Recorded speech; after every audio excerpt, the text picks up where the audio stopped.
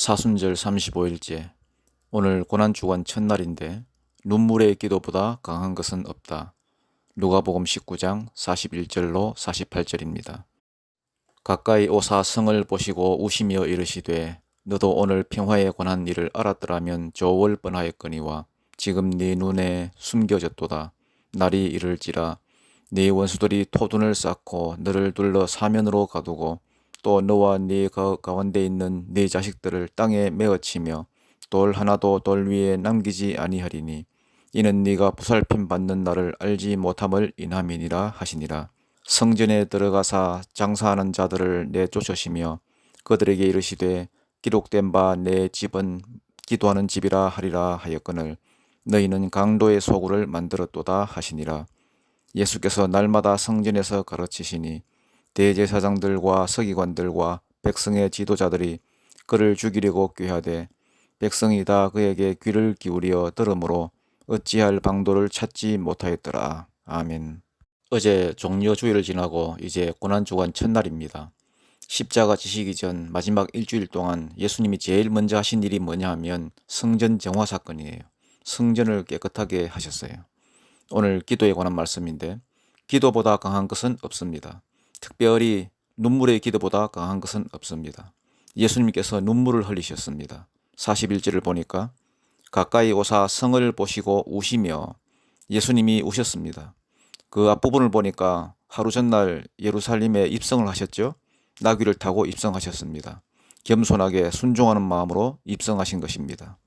많은 사람들이 종려나무 가지를 흔들며 자기들 겉옷을 갖다 펴고 환호했습니다. 그런데 예수님이 왜 우셨겠어요? 그렇게 환대를 받았는데. 그 기대가 잘못됐기 때문에 그렇습니다. 이스라엘에는 3대 절기가 있는데 지금 6월절 아닙니까? 보통 6월절에는 종려나무를 흔들지 않습니다. 종려나무는 초막절에 사용했어요. 종려나무 가지 갖다 놓고 물 갖다 붓고 이게 초막절이에요. 이스라엘 사람들이 이걸 모르지 않을 텐데 왜 6월절에 종려나무를 흔들까요? 이거는 6월절을 위해서라기보다는 예수님께 거는 기대죠.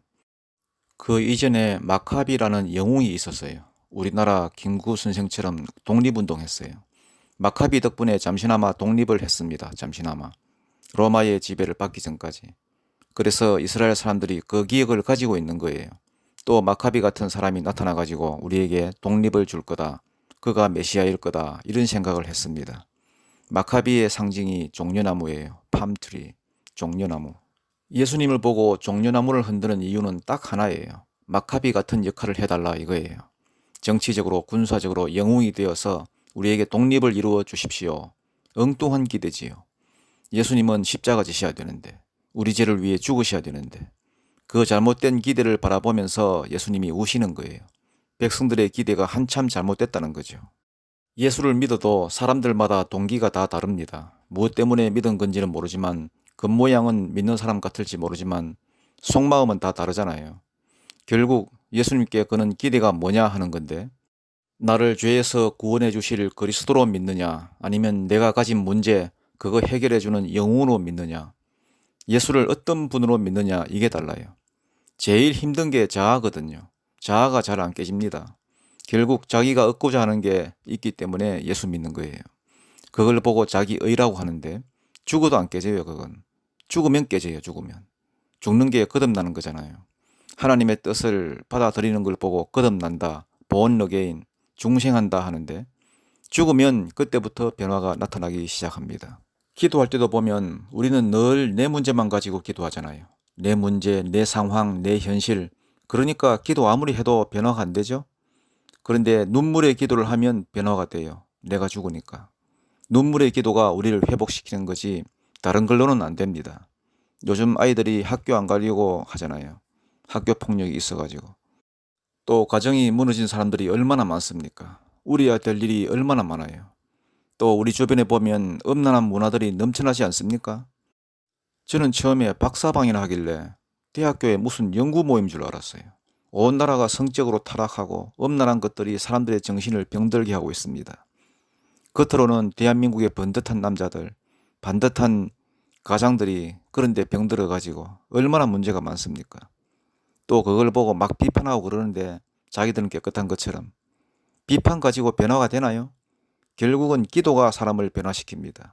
비판이 아니라 기도하는 사람들이. 특별히 눈물의 기도만큼 힘 있는 게 없습니다. 옛날에는 부흥회도 참 많이 했었는데 기도를 하면 거의 다 눈물의 기도였어요. 기도한다 그러면 눈물은 기본이었어요. 얼마나 살기가 힘들었습니까? 엎드리면 눈물이죠 뭐. 엎드려서 기도하고 나면 바닥이 눈물로 다 젖었어요. 지금은 눈물이 없잖아요.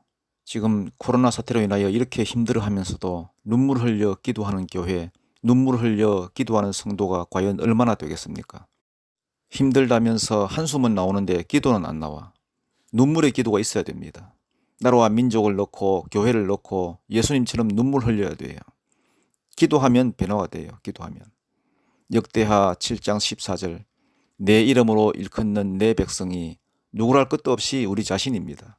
더럽고 깨끗하고 그게 문제가 아니에요. 모든 하나님의 백성들이 그들의 악한 길을 떠나서 스스로 낮추고 기도하여 내 얼굴을 찾으면 그 다음 뭐라 그래요? 하늘에서 들으시고 그들의 죄를 사하시고 그들의 땅을 고칠지라. 이게 하나님의 약속입니다. 기도하면 들으시겠다는 거예요. 하나님께 구하면서 스스로 낮추고 하나님의 얼굴을 찾으면 하늘에서 들으신대요. 그리고 죄를 사해 주신대요.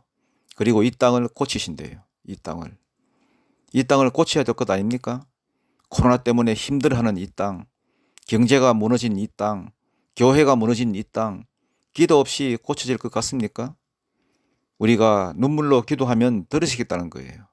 이 땅에 무너진 교회를 위하여, 이 땅에 무너진 가정을 위하여 기도와 눈물로 하나님 앞에 나갈 수 있는 주님의 백성들 되시기 바랍니다. 눈물로 기도하신 후에 예수님이 하신 일이 뭐냐 하면 성전을 청결하게 하셨어요. 예수님이 예루살렘을 놓고 오신 거지만 사실은 예루살렘 성전을 놓고 오신 거예요. 예수님이 성전에 가셨습니다. 가셔서 장사하는 무리들 있죠? 그 파는 상을 다 엎어버렸습니다. 그리고 뭐라고 하셨습니까? 이사야서 56장 7절 말씀 인용하시면서 내 아버지 집은 기도하는 집인데 너희가 강도의 소굴로 만들었다. 그러면서 다 쫓아내셨습니다. 무슨 뜻입니까? 장사냐 기도냐 선택하라는 겁니다. 교회는요, 장사하는 곳이 돼서는 안 돼요. 사업적인 마인드를 가지거나 일꾼하고 결합된 거 하면 안 돼요. 반드시 타락해요. 내 유익을 위해 하나님을 이용하는 거. 예수님께서 두 가지를 제시하셨어요. 장사냐 기도냐 무엇을 선택할래? 장사란 게 뭡니까? 거래잖아요. 거래. 거래의 핵심이 뭐냐 하면 내 뜻이에요. 내 뜻. 내 뜻을 관철시키는 겁니다. 신앙도 마찬가지입니다. 내 뜻을 관철시키기 위해 하나님을 이용하는 수가 있어요. 장사 마인드로 하나님을 믿을 수 있어요. 기도도 하나님과 거래하면서 기도할 수가 있어요. 거래는 기도가 아니죠. 남녀시간에도 보면 거래하듯이 사랑하는 경우가 많지요. 내가 이거 해주면 너는 이거 해주고, 남자가 무슨 이벤트 해주면 여자는 뭐 해주고, 그게 사랑입니까? 거래지. 거래는 사랑이 아니에요. 두 사람이 은밀히 하는 게 사랑이지 공개적으로 다 떠벌리면서 무슨 사랑이 돼요. 신앙도 마찬가지. 우리 마음 가운데 거래 마인드가 있어요. 하나님 내가 이렇게 했으니까 이거 해주세요. 그 마인드 자체가 틀린 마인드라고요. 기도는 뭡니까? 기도는 잘 들으십시오. 기도는 내가 없는 거예요. 내 뜻은 없고 하나님의 뜻을 내 것으로 받아들이는 거예요. 하나님의 뜻을 내 인생 가운데 받아들이는 거예요. 그게 기도예요. 그래서 내 아버지 집은 기도하는 집입니다. 만밀히 기도하는 집이에요. 그리고 또 하나, 말씀이 선포되는 곳이에요. 기도하는 백성들이 목마른 게 뭐죠? 말씀이에요. 말씀. 기도하기 위해서 말씀을 듣는 거예요. 그래서 예수님이 내 아버지 집은 기도하는 집이다 하시고 나서 그 다음에 하신 일이 뭡니까? 말씀 가르치셨어요. 47절을 보니까 예수께서 날마다 성전에서 가르치시니 말씀을 가르치셨어요. 말씀을. 왜 말씀 들어야 되느냐 하면 기도하는 백성은요, 하나님의 뜻에 대한 목마름이 생기는 거예요. 이거에 대한 하나님의 뜻은 뭘까? 기도를 하는데 기도를 많이 하다 보면 목마름이 생겨요.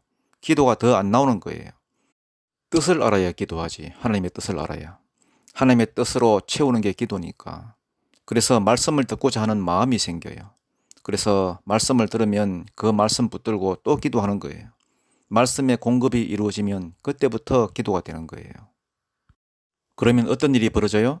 47절에 보면 예수께서 날마다 성전에서 가르치시니 대제사장들과 서기관들과 백성의 지도자들이 그를 죽이려고 꾀하되 48절 백성이 다 그에게 귀를 기울여 들으므로 하나님의 말씀이 선포되고 하나님의 말씀이 기도 가운데 풍성해지면 이걸 뭐라 그래요? 압도된다 그래요. 압도된다.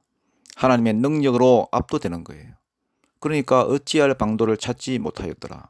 마귀들이 당황하더라는 거예요. 어쩔 줄을 모르더라는 거예요. 우리가 마귀를 어쩔 줄 모르게 만드는 방법이 뭔지 아십니까? 기도하는 거예요. 눈물로 기도하는 거예요. 마귀를 맹모추게 만드는 방법은 딱 하나예요. 눈물의 기도. 그리고 말씀으로 가는 기도. 내 뜻으로 가는 기도가 아니라 기도를 말씀으로 채우는 거예요. 그러면 마귀는 꼼짝 못하고 그때부터 변화가 일어나요.